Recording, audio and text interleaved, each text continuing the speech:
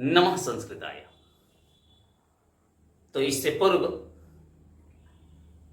हम लोगों ने व्याकरण को देखा और व्याकरण में मैंने आप लोगों को उतना बता दिया है कि अगर हम पुस्तकों को अब देखेंगे तो उसके अर्थों को निकाल सकते हैं। वैसे व्याकरण एक विशाल सागर है और शास्त्रों में यह भी बताया गया है कि 12 वर्ष व्याकरण का अध्ययन करने के उपरांत ही हम शास्त्र को पढ़ सकते हैं। लेकिन ना तो हमारे पास समय है, ना वैसी व्यवस्थाएं हैं, तो इसलिए हम लोगों ने पहले व्याकरण पढ़ा शास्त्रोक्त विधि से। और आज मैं आपको नवम वर्ग का पाठ्य पुस्तक पीयूषम के प्रथम पाठ को पढ़ाऊंगा। चूंकि विद्यार्थियों का भी विशेष आग्रह है, अप्रैल का महीना बीत रहा है, तो इसलिए हम लोगों को पाठ्य पुस्तक पढ़ना भी अनिवार्य है। अब हम आपको नवम वर्ग के पाठ्य पुस्तक का प्रथम पाठ ईशः स्तुति जो है उसको हम लोग पढ़ेंगे। हमारे पाठ्य पुस्तक का नाम है पीयूषम।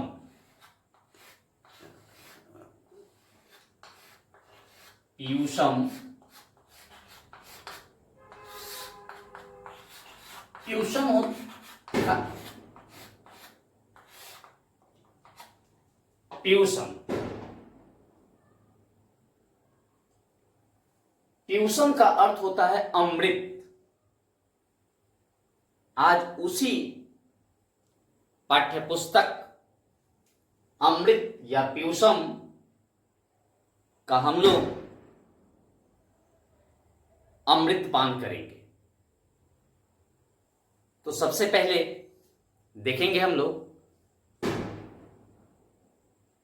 लिखा है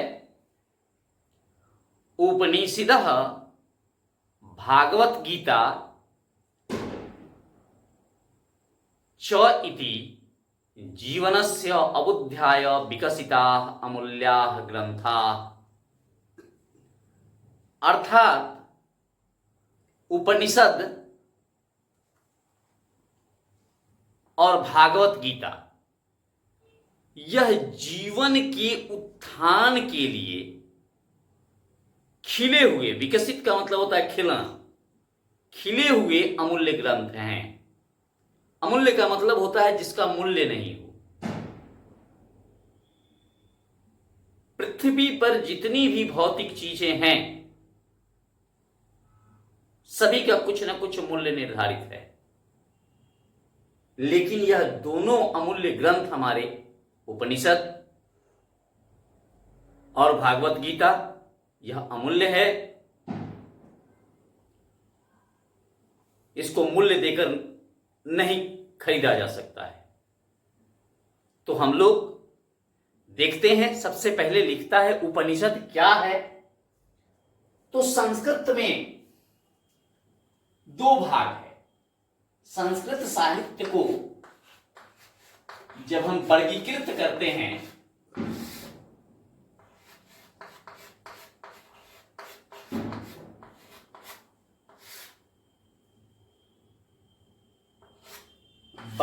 कहते हैं तो एक को कहते हैं वैदिक साहित्य और दूसरे को कहते हैं लौकिक साहित्य। लौकिक साहित्य, वैदिक साहित्य की जब बात आती है तो इसमें वेद है, ऋग्वेद, यजुर्वेद,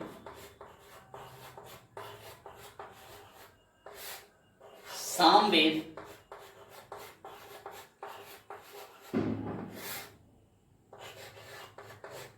सामवेद और अथर्ववेद।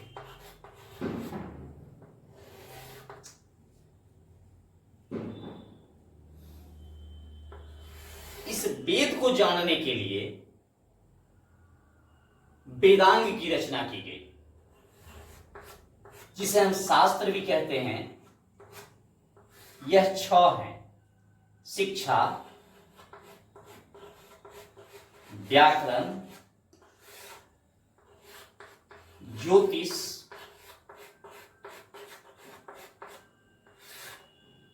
निरुक्त,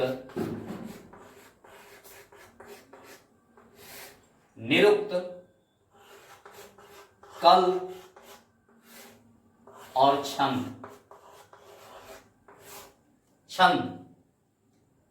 शिक्षा वेद का नाक है।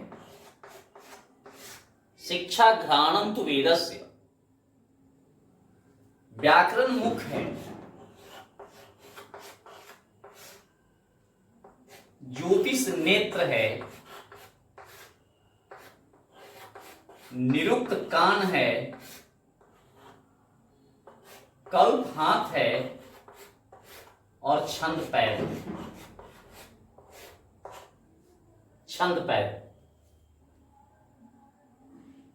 इसी में जब हम आते हैं कि वेद हमारे, तो संस्कृत साहित्य में यह वैदिक साहित्य और लौकिक साहित्य करके 2 भाग किए गए।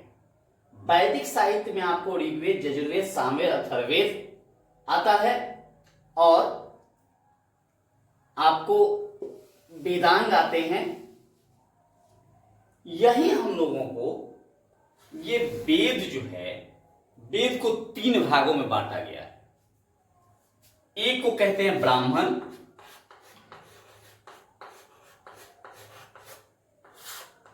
दूसरे का नाम है आरण्यक और तीसरे का नाम है उपनिषद।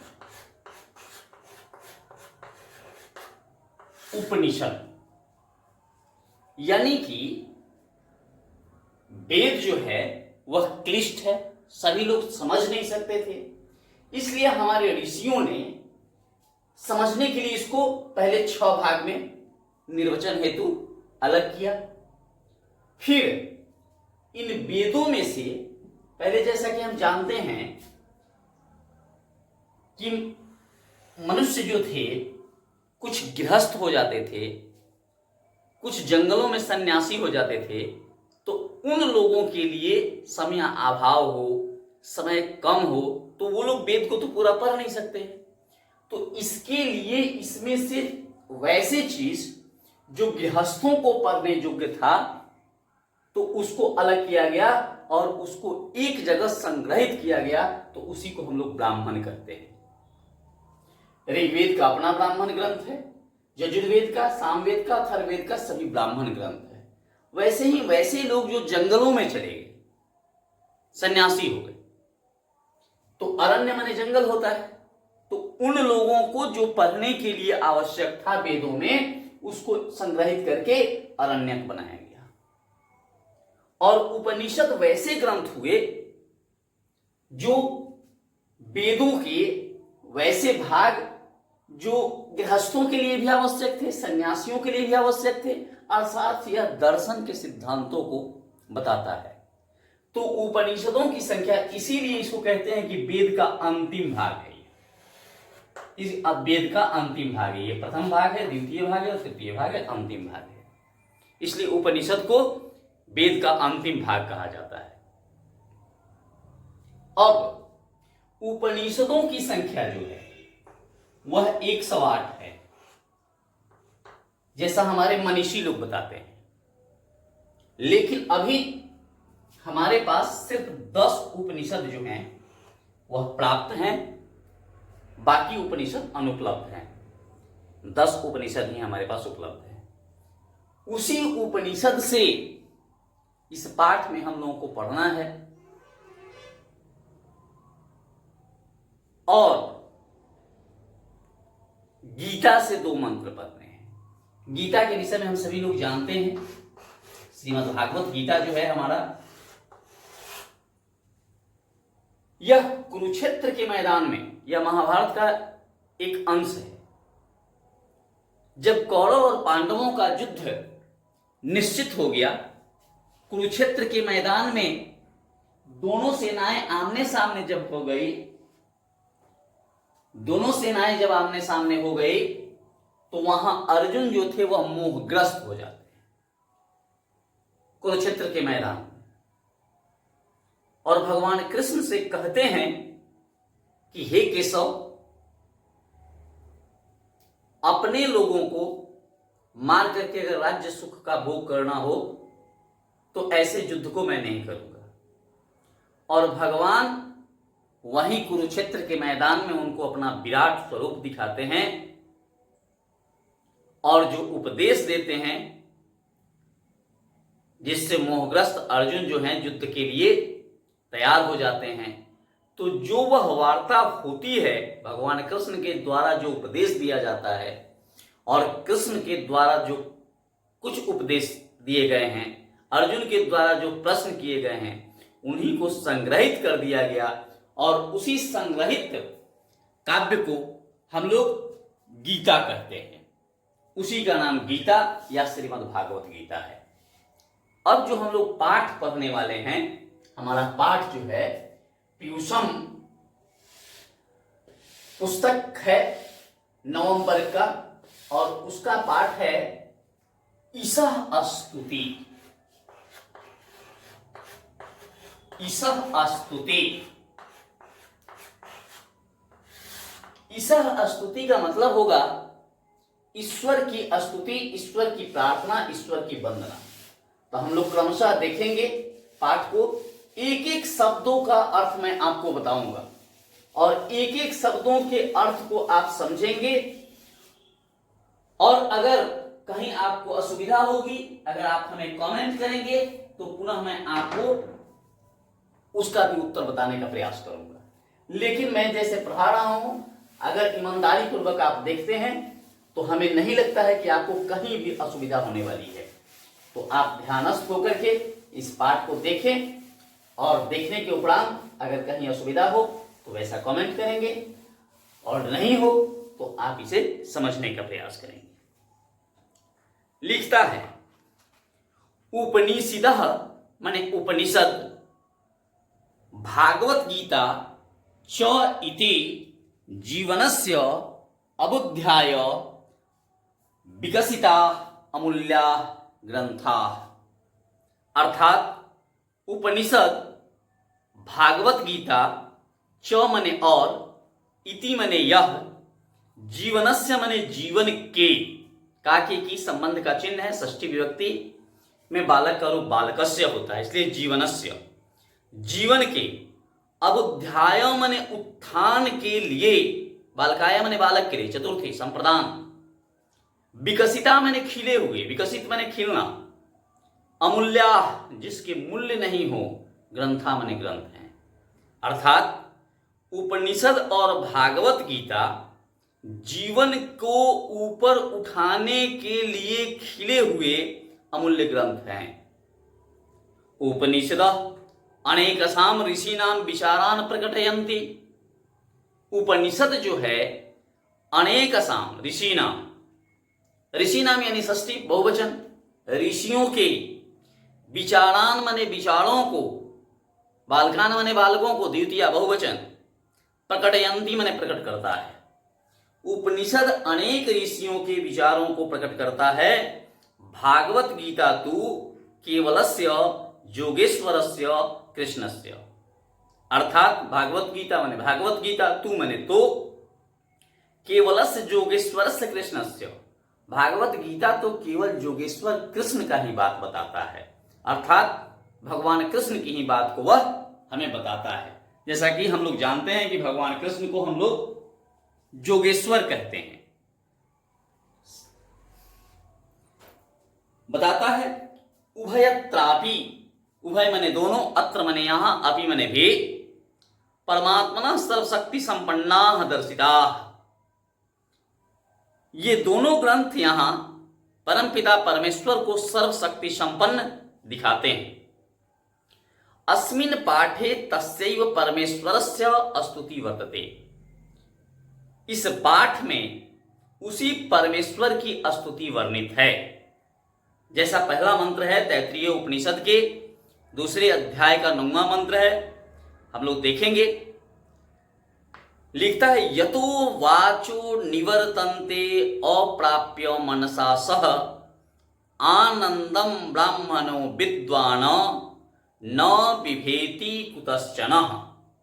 यतो मने जो, वाचो मने बोली, निवर्तन्ते लौट आती है, अप्राप्य मने बिना प्राप्त किए हुए, मनसा मने मन का, सह मने साथ। वैसी वाणी जो मन का साथ नहीं मिलने से जैसे जाती है वैसे लौट के चली आती है। आनंदम ब्राह्मणो विद्वान, उसी परम आनंद परमेश्वर को जब विद्वान लोग प्राप्त कर लेते हैं तो न बिभेति कुतश्चन, न मने नहीं, बिभेति मने डरते हैं, कुतश्चन मने किसी से। कहता है कि वैसी वाणी जो मन का साथ नहीं मिलने से परमपिता परमेश्वर के पास जाती है और वैसे ही लौट के चली जाती, क्योंकि उसमें मन का साथ नहीं होता है, केवल जीवा के अगले हिस्से से हम बोल देते हैं, तो वह जैसे जाती है वाणी वैसे ही लौट के चली जाती है। लेकिन उसी परमपिता परमेश्वर को जब विद्वान लोग प्राप्त कर लेते हैं तो वह किसी से नहीं डरते हैं, इसका अर्थ होगा। दूसरा है, यह अपने भारतवर्ष का ध्येय वाक्य भी है। लिखता है असतो मा सद्गमय। असत्य, असत्य माने झूठ, मां मने मुझे, सद मने सच्चाई, गमय मने ले चलो। हे ईश्वर, मुझे असत्य से सत्य की ओर ले चलो। तमसो मां ज्योतिर्गमय। तमस मने अंधेरा होता है, ज्योति मने प्रकाश होता है, गमय मने ले चलो। अंधेरे से प्रकाश की ओर ले चलो। मृत्यु मां अमृतम गमय, और मृत्यु से अमरता की ओर ले चलो। हे परमपिता परमेश्वर, आप मुझे असत्य से सत्य की ओर ले चलिए, अंधेरे से प्रकाश की ओर ले चलिए और मृत्यु से अमरता की तरफ ले चलिए। यह दूसरे मंत्र का अर्थ है। तीसरा है, दूसरा बृहदारण्यक उपनिषद का था, तीसरा श्वेताश्वर उपनिषद का है। कहता है एको देवः सर्वभूतेषु गूढ़ः सर्वव्यापी सर्वभूतंतरात्मा कर्माध्यक्षः सर्वभूत अधिवासः साक्षी चेता केवलो निर्गुणश्च। अर्थात एको देवः यानी एक ही देवता है, ईश्वर एक है। सर्व मने सब, भूतेषु सप्तमी विभक्ति बहुवचन में पर, भूतेषु मने जीवों में, गूढ़ मने छिपे हुए हैं। देवता एक ही हैं जो सभी जीवों में छिपे हुए हैं, सर्वव्यापी, सभी जगह वह व्याप्त हैं। सर्वभूतंतरात्मा, भूत मने जीव जंतु, सभी जीवों के अंतर आत्मा में है वो। कर्माध्यक्ष, सभी कर्मों के अध्यक्ष हैं, मालिक हैं, कोई भी कर्म उनके बिना नहीं हो सकता है। सर्वभूत अधिवास, भूत माने जीव, अधिवास माने वस धातु है, वस माने वसति, वसति माने रहता है, अधि उपसर्ग लगा। सभी जीव उनमें निवास करते हैं। साक्षी चेता, साक्षी माने गवाह होता है, साक्ष। चेता माने चेतना, बुद्धि हमारी, हमारी बुद्धि यह प्रमाण है, गवाह है कि ईश्वर ऐसे हैं। केवल निर्गुणश्च, वह केवल निर्गुण है, निराकार है, उनका कोई आकार नहीं है। अगर आकार होता तो सभी जीव में प्रवेश नहीं कर पाते। तो इसलिए ईश्वर जो है वह निराकार है, ऐसा बताया गया है। यह उपनिषद के थे। अब जो दो मंत्र हैं हमारे, यह गीता से लिया गया है, इसको हम लोग देखेंगे। अर्जुन कह रहे हैं भगवान कृष्ण को त्वम आदिदेवः, त्वम माने तुम, ईश्वर के लिए प्रयोग किया गया है। आदि माने शुरू होता है, हम सभी लोग जानते हैं। देवः माने देव, आप शुरू के देवता हैं। पुरुषः पुराण, आप पुराने पुरुष हैं। त्वमस्य, त्वम अस्य, विश्वस्य, षष्ठी विभक्ति एक वचन, संबंध का चिन्ह का के की होगा, कारक मैंने पढ़ाया है। माने आप ही विश्व के परम माने सबसे ऊपर। निधान का मतलब होता है आश्रय, आप विश्व के सबसे बड़े आश्रयदाता हैं। त्वया ततम विश्व अनंत रूपम, त्वया माने आपसे, जुस्मत का रूप अगर हम पढ़ते हैं तो तृतीया विभक्ति एक वचन में त्वया होता है। त्वम जुआम जुयम, त्वाम जुआम जुस्मान, त्वया। करण का तृतीया में चिन्ह होता है से, द्वारा, यथात तुमसे, आपसे। विश्व अनंत रूपम, यह विश्व का जितना भी रूप है, जो भी दिखाई दे रहा है स्वरूप, विश्व अनंत रूपम त्वया ततम, यह पूरा विश्व का अनंत रूप आप ही से व्याप्त है। माने जितने भी रूप हैं सब आप ही के रूप हैं। यह अर्जुन कह रहे हैं। यह गीता के 11वें अध्याय का 38वां मंत्र है। अंतिम मंत्र है। अर्जुन कहते हैं कि नमः पुरस्तात्, नमः माने नमस्कार है, पुरस्तात् का मतलब होता है सामने से। पृष्ठ अस्तते, पृष्ठ का मतलब होता है पीठ, पीछे। ततः नमस्ते, आपको पीछे से भी नमस्कार है हे ईश्वर। नमो अस्तु, नमो मने नमस्कार है, अस्तु मने हो, ते मने वे, सर्वतः एव सर्व, सर्वतः मने सब, एव मने ही, सर्वम मने सब, सब ओर से आपको नमस्कार हो। अनंत वीर्य, क्यों भाई? आप तो अनंत, जिसका अंत नहीं है वैसे वीर हैं आप। अति विक्रमस्तवम, अति विक्रम, अति पराक्रमशाली, अति बलवान। त्वम मने तुम, आप जो हैं अति पराक्रमशाली हैं। सर्वम मने सब कुछ, समाप्तनोसी, संतप्त है, ततो असि सर्वम, सब कुछ आप ही से संतप्त है, इसीलिए हे ईश्वर आपको सब तरह से नमस्कार है। एक बार में अर्थ देखेंगे तो होगा, हे ईश्वर, हे भगवान कृष्ण, हे जोगेश्वर, आपको सामने से नमस्कार है, आपको पीछे से नमस्कार है, सब ओर से और सब तरह से आपको नमस्कार है, क्योंकि आप अनंत वीर हैं, अति पराक्रमशाली हैं, सब चीज आपसे संतप्त है और आप ही सब कुछ हैं हे ईश्वर, इसलिए आपको सब तरह से नमस्कार है। अब इसके कुछ प्रश्न हैं, उसको हम लोग देख लेंगे तो शायद स्पष्ट हो जाए। प्रश्न में देखेंगे कि पहले है मौखिका, मौखिक प्रश्न है।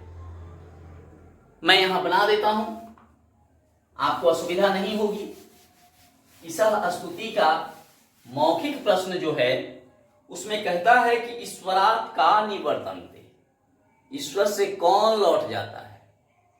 तो वाचा अगर लिखेंगे पहला का क तो वाचा, वाचा माने वाणी लौट जाती है।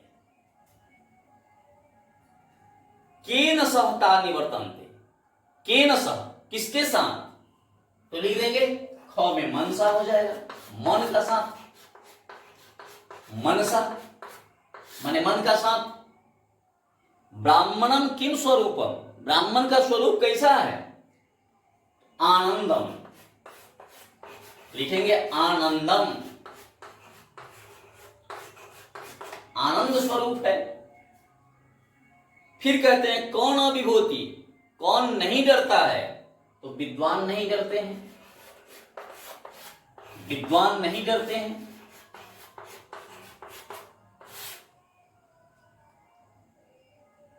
अंतिम है इसका, तमसः कुत्र गंतुम इच्छते, अंधेरा कहां जाने की इच्छा करता है, तो ज्योति लिख देंगे, ज्योति, अंधेरे से प्रकाश की ओर, ज्योति हो गया। उसी प्रकार दूसरा भी इसमें एक प्रश्न है, उसको देखेंगे। दूसरा का प्रश्न है क, कहता है यतो वाचो, तो क्या निवर्तन्ते, निवर्तन्ते अगर हम लिखते हैं निवर्तन्ते, निवर्तन्ते, आनंदम ब्राह्मण, तो विद्वान, विद्वान, विद्वान।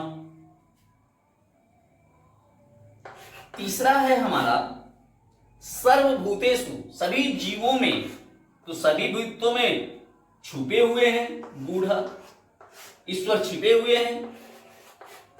इसके बाद है केवलो, ईश्वर कैसे हैं, हाँ तो निर्गुणश्च, निर्गुणश्च का मतलब होता है कि निराकार है, निर्गुणश्च, निराकार है ईश्वर।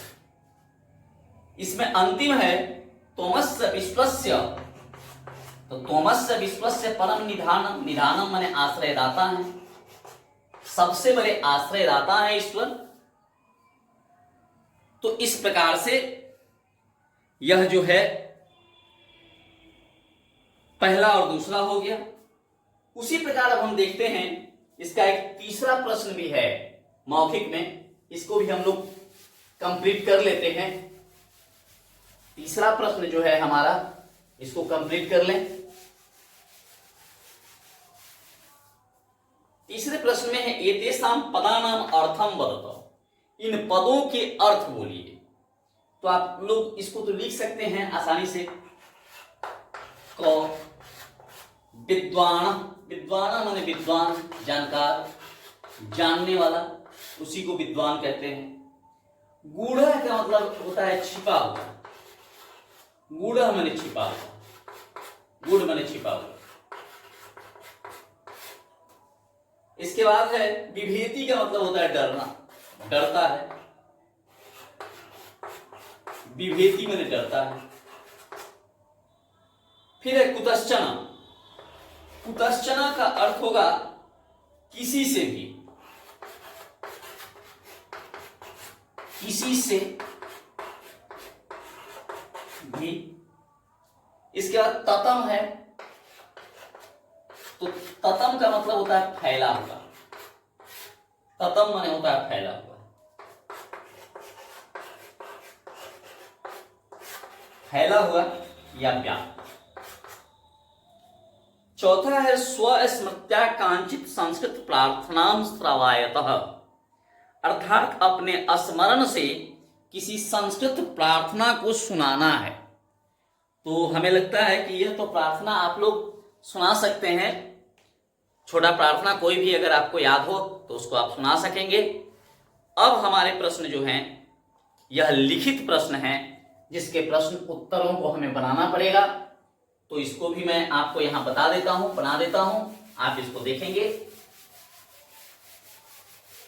आप सभी लोग देख लें, इन प्रश्नों को भी मैं यहां आपको समझा देता हूं अच्छे तरीके से। पहला है संधि विच्छेद करना है, कुतश्चन।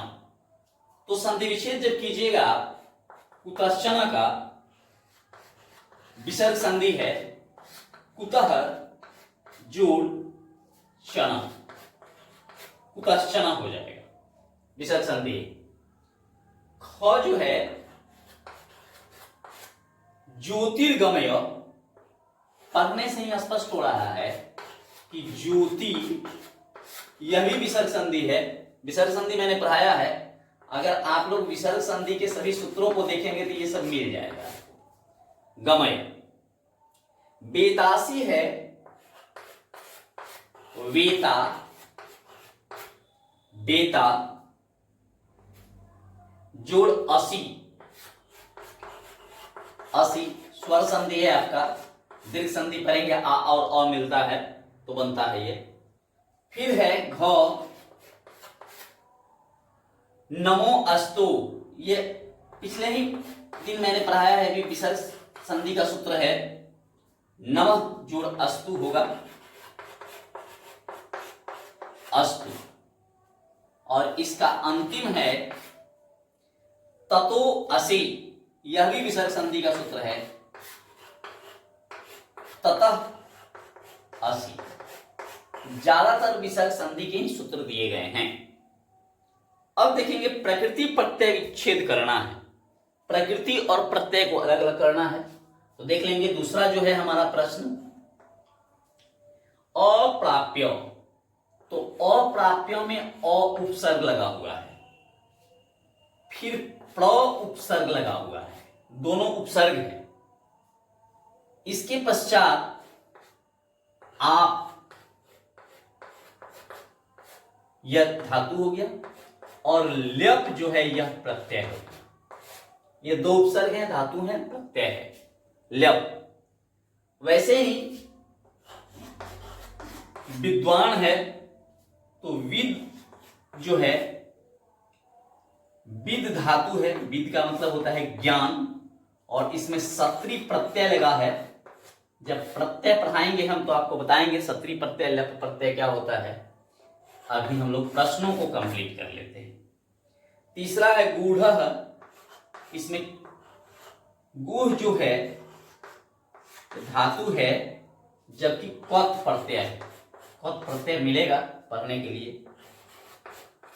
घ में ततम है तो तम जोड़ कत, यह भी प्रत्यय है वही। और वेद्यम है, वेद्यम में फिर विद धातु है और न्यत प्रत्यय है, न्यत प्रत्यय। तो इस प्रकार से यह प्रत्यय हुए, पहला दूसरा हो गया। इसी प्रकार से अब हम तीसरे को देखते हैं। तो इसमें हमको समास विग्रह करने के लिए आएगा, इसमें हमको समास विग्रह करना है। समास विग्रह हम कर सकते हैं आसानी से। वैसे मैंने अभी समास आपको पढ़ाया नहीं है, लेकिन प्रश्न के दृष्टिकोण से और बच्चों की बराबर अनुरोध पर मैं पढ़ा रहा हूं। तो मैंने सोचा था कि पहले पूरे कारक को पढ़ा दूं, संधि समाप्त हो गए हैं, प्रत्यय पढ़ा दूं, समास पढ़ा दूं, और तब पाठ्य पुस्तक को शुरू करूंगा। लेकिन बार बार अनुरोध के चलते आज मैं आपको पढ़ा रहा हूं। देखेंगे पहला है तीसरे का, पहला सर्वभूतेषु। देख लीजिए सर्वभूतेषु है तो सर्वाणि, सर्वाणि भूतानि, सर्वाणि भूतानि तेषु, तेषु, यह कर्मधारय समास होगा। कर्मधारय समास, कर्मधारय समास होगा। जैसे पहला जो होता है उपमा या विशेषण के लिए प्रयोग किया जाता है, समास जब हम लोग पढ़ेंगे तो स्पष्ट हो जाएगा। दूसरा है कर्माध्यक्ष, तो कर्माणाम, कर्माणाम कर्मों के, कर्माणाम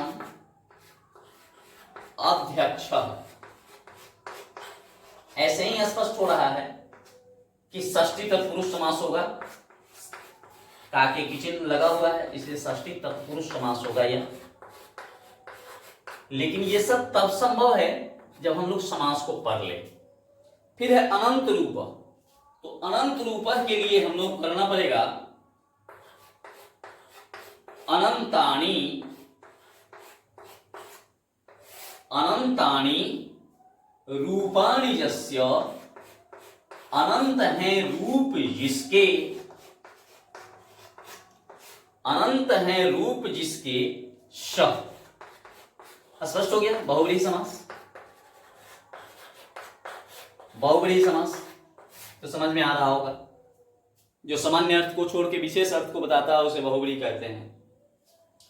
इसके बाद सर्वभूत अधिवासा है, तो सर्वभूत अधिवासा में हो जाएगा सर्वभूतानाम, सर्वभूतानाम,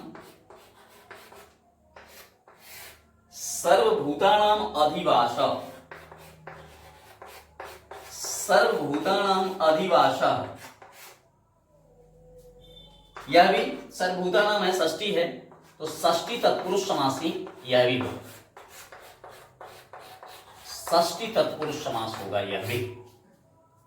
इसके बाद अमित विक्रमः, अमित विक्रमः है तो यह हो जाएगा हमारा अमितानि, अमितानि विक्रमेण, विक्रमेण युक्तानि, युक्तानि, युक्तानि येन, येन, ये भी कर्मधारय समास ही होगा, कर्मधारय समास यह भी होगा हमारा। अब चलते हैं, हमारा चौथा जो है उसको हम लोग देखेंगे, चौथा प्रश्न है उसको हम लोग कंप्लीट कर लें, इसके बाद दो और हैं उसको भी हम लोग अभी, वैसे इसमें अभी थोड़ा सा आप लोग को समास में असुविधा होगी क्योंकि मैंने समास पढ़ाया नहीं और समास क्लिष्ट है। चौथा देखेंगे, रिक्त स्थानों की पूर्ति करनी है, चौथे में रिक्त स्थानों की पूर्ति करनी है, तो ये तो समझ में आ जाना चाहिए क्योंकि लिखता है मां सदगम्य, तो असतो मां सदगम्य हो जाएगा, असतु मां सदगम्य हो जाएगा। उसके बाद दूसरा भी समझ में आ जाएगा आसानी से, देता है तमसोमा, तो तमसोमा तो ज्योतिर्गम्य, पूर्व में भी हम लोग देख लिए हैं, ज्योतिर्गम्य हो जाएगा। उसी प्रकार गीता से है मंत्रिया नमः, तो नमः पुरस्तात्, पुरस्तात् तद है उधर। इसके बाद में घ में दो जगह रिक्त स्थान है, तो बेतासी वेद्यम होगा, पहले में बेतासी वेद्यम, च बीच में है, इसके बाद में परम च धामम, परम च धामम ये हो जाएगा। तो इस प्रकार से यह चौथा हो जाएगा। अंतिम है हमारा, अंतिम देखेंगे पांचवा, क है, देता है विभेति, तो विभेति, विभेति में डरता है, तो सर्पात विभेति, सर्पात विभेति, व्याघ्रात विभेति, वह सांप से डरता है, वह बाघ से डरता है, ऐसा करके हो सकता है। सर्पात विभक्ति भी और प्रा के योग में पंचमी विभक्ति होती है, इसलिए यहां सर्पात हो गया है, सर्पात विभेति। उसके बाद में दूसरा है निवर्तन्ते, माने लौट जाती है, तो हम लोगों ने पढ़ा है कि मनसा सह निवर्तन्ते, मन का साथ नहीं मिलने से लौट जाती है, कौन? वाणी। अगर हम चाहें तो इसमें लिख भी सकते हैं निवर्तते, निवर्तते एक वचन है, निवर्तते, तो मनसा सह निवर्तते, अगर वाचा भी लिख देते हैं तो चलेगा। फिर है तीसरा में बेता, बेता का मतलब होता है जानकार, तो लिखेंगे हम लोग कालिदास, रामचंद्र, कृष्ण, कालिदास शास्त्रवेता, माने शास्त्रों के जानकार थे, शास्त्रवेता, शास्त्रवेता, आसित, आसित माने थे, हो जाएगा। अब है सर्वतः, चौथा है सर्वतः, तो सर्वतः जो है ग्रामम, सर्वतः, सर्वतः वृक्षाणि सन्ति, वृक्षाणि सन्ति, यानी गांव की सब ओर वृक्ष है। उभयत परितः सर्वतः जोगे द्वितीया, उभयतः परितः सर्वतः के योग में द्वितीया होती है, इसलिए यहां द्वितीया विभक्ति हुई है। अंतिम है नमः, तो नमः है तो चतुर्थी विभक्ति होगी, गणेशाय नमः, शिवाय नमः। तो इस प्रकार से यह प्रथम पाठ हम लोग समझे और इसके सभी श्लोकों को समझे, इसके अर्थों को समझे, इसके प्रश्नोत्तरों को समझे। अगर आप निष्ठापूर्वक इसको देखते हैं तो मेरा विश्वास है कि आपको कहीं असुविधा नहीं होगी। फिर अगले वीडियो मिलते हैं, तब तक के लिए नमो नमः, धन्यवाद।